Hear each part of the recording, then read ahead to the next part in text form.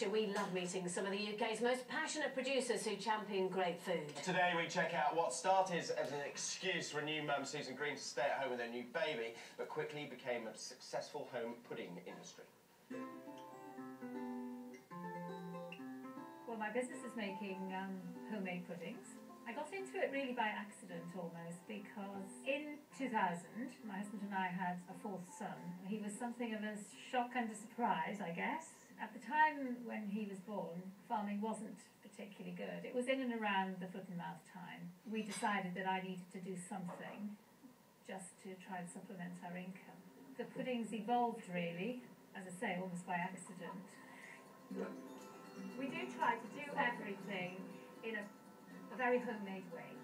So we try to make our puddings in exactly the same way as your average housewife would.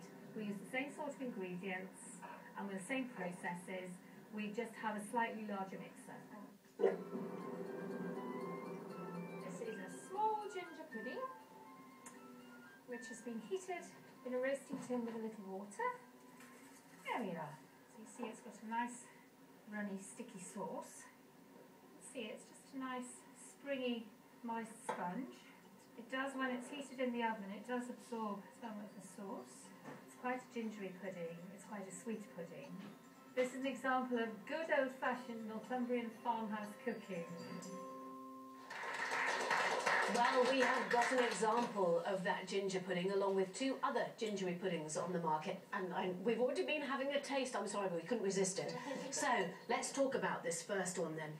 Melissa. It's lovely when you get the sort of syrupy topping, but the middle's not very gingery. Not very gingery. It's got chunks of crystallised ginger and dried apricots. Maybe you've got more of the dried apricots than the crystallised. Martin?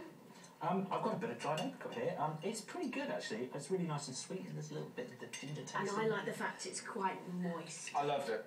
Yeah. I ate mine. It's delicious. Absolutely delicious. Thumbs up? Yes. Yeah. Right, okay, let's try the second one then. This is from the pudding compartment in Cumbria, and that is using Welsh butter and Welsh milk. Okay, Matt, what do you think of that? Not sure about the texture. No, I don't know.